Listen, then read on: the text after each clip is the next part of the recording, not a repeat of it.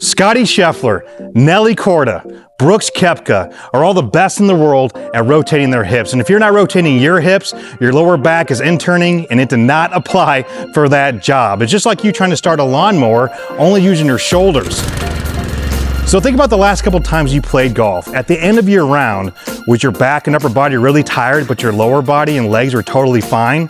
That's not an age thing, that's a sequencing thing. So think about it this way, if your swing was a party, your hips better be leading the conga line. And I'm gonna be the DJ today. I'm gonna show you how to lead that conga line, swing just like Rory McIlroy, because I got one drill and I only got one feel. And make sure you stick with me the entire video because both those things together are really gonna complete that puzzle and get you rotating those hips and getting that power that you've been looking for. So we're gonna dive right in and go right to the first drill. But what if I told you that I could completely change your swing just by showing you how to move your body about this much, a little over an inch? You could do that, right? This is gonna be one of those drills that's gonna show you how to do that. I call it the Stomper. Now look, there's two different parts to rotating and moving your lower body and hips efficiently in your downswing. The first part is called the bump, and that's your initial shift forward, your weight shift into your lead side. The second part is your rotation. So most people will do one or the other. They'll either really bump a lot or slide towards their target without rotation, or they'll only rotate and spin out, causing them not to transfer their weight and get to their lead side. So I call this the Stomper. It's really effective. Here's what we're gonna do. You're gonna take your normal mid-iron stance. Let's say this is a 7-iron here. So let's say that ball position is close to the middle of our stance. We're gonna put a stick or a rod or a club right there at that position. Now, from here, you're gonna bend at your waist, take your normal posture, put your arms over your shoulder, and lift your lead heel. Lead heel comes off, hands on shoulder. Now, notice how this rod is right smack in the middle of my chest, middle of my belly button, middle of my hips. So as I take it back, what I want to feel is when I go forward, I bump forward, feeling the pressure in my toes only. So what's happening is I'm only moving a little over an inch to make sure that my weight gets in front of my golf ball position. There's that bump. I feel the pressure in my toes. Then once I feel the pressure in my toes, I plant my heel so that my hips start turning and rotating towards my target. So it's a two-parter. Heel is up. Take my shoulders back. I bump, that's one. And then I plant my heel, that's two for the rotation. So it looks like this. Heel up, turn back, 1, 2. Separate them out at first. Make them a little more separate. So because I want you to feel each portion, odds are you're probably missing one of the two, either rotation or the bump. So when you take it back, feel that bump first. That's your 1, 1, 1. Then the rotation is 2. Plant the heel, 2. Feel your left side hip really turning to the left, leading the race. We're in a conga dance. We are now leading with the conga. Really pay attention to that movement, that feel. A lot of you might feel like you're kind of lunging towards a target. For those of you that tend to spin out, that was my problem back in the day, to have a lot of lower body action, but there was no bump. So essentially I wasn't really transferring my weight. I just kind of hang back. So take it back, feel that pressure in your toes, toe pressure, then heel pressure. That gets that nice rotation. Add some speed, and then eventually you put your foot back down, flat down, and try and repeat that same action without it being so divided in terms of your bump and then your twist. Make it a fluid action. So you start with your heel up, bump, and then plant it.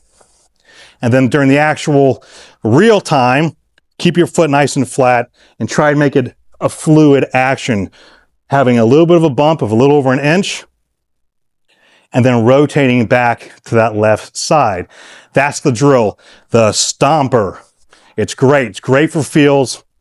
Work that in your routine. So anytime that you're practicing efficiently on the course, at least do a third of your practice doing drills. So for instance, for a 30-minute practice session, you got 10 minutes of warm up, you got 10 minutes of drills, and then you got 10 minutes of real time, not worrying about the drills, doing full swings, trying to get it in action.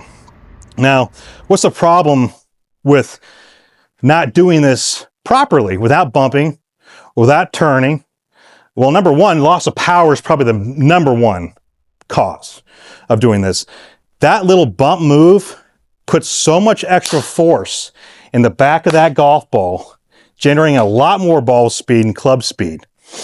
That's why people, when they swing really hard with their upper body, especially with drivers, they see the distance, they naturally want to use their upper body because that's natural to us. We'll throw everything at the ball and lose a lot of distance because that does not create powerful speed. It's fake speed. It might look fast, but it's actually slow. Looks fast, but it's slow, not powerful. And then the other way is, you know, people that don't come over the top. There could be people that just don't have a lot of rotation in their lower body, but then our hands start to flip. So our hands are now rotating, not our lower body. Kind of doing the opposite, right? Hips staying stationary, hands flipping.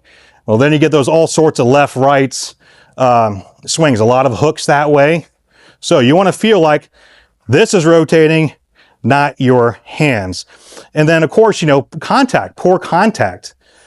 We're going to have it all over the face if we're not being efficient down towards our target. If we're doing all sorts of twist movements or just doing one big slide towards our target, your low point's going to change at the bottom of the ground. You're going to hit thin shots, different spots along the club face. So contact's definitely a big part of this. This is a major move. There's a Mount Rushmore of big moves with golf. Lower body hip rotation is the king. So before I move any farther, be sure to like and subscribe to Team KSG if you like this content so far. We try and make it simple. We try and make it quick. We try and emphasize feels, and we come out with weekly videos. So make sure you press that subscribe button and that like button. So the feel of this is one thing. You stuck with me this far. We did the drill. Let's talk about what the feeling is with this. So the feeling is, if you had a logo, I don't have one on right now, left chest logo. So you had a logo on your shirt. We don't want to show that logo to anybody down that way towards our target for a while. We want that logo to be delayed. We would play a little peekaboo with our logo on our chest, okay? So what I mean by that is, if we're doing feels and you've got your hands over those shoulders just like so, and you're taking it back, well, our logo is facing this way. We don't want our logo facing the target too soon. So with that thought, and we have that feel, now our chest is staying back behind the ball a little longer, allowing these now to lead. That's the feel. We don't want to feel like we're throwing it with our shoulders.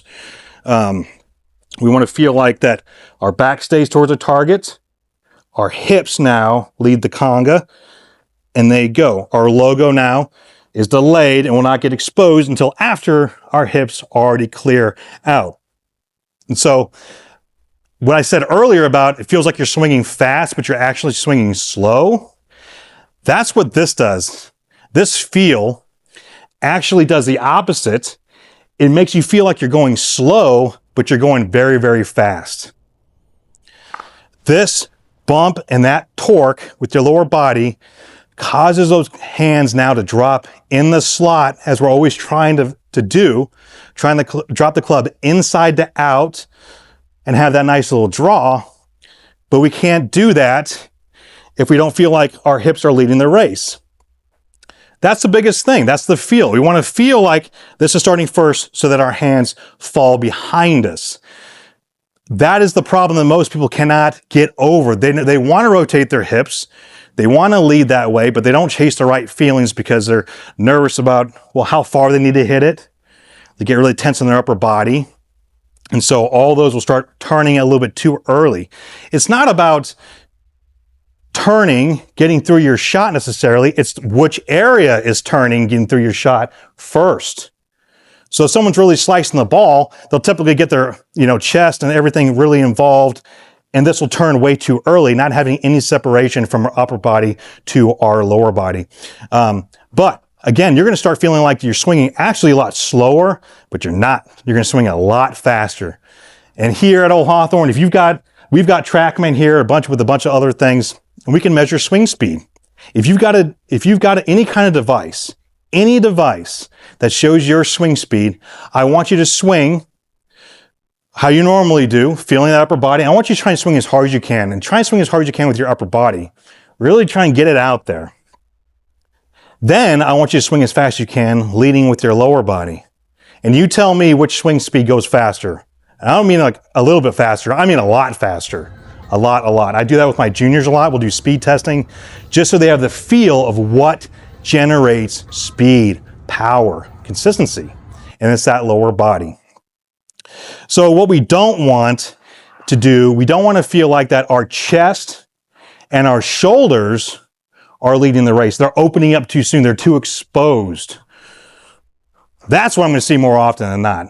The spin outs, not as much, because most people are not as mobile with their lower body. It does happen quite often, but not as much as people exposing their chest and shoulders way too early.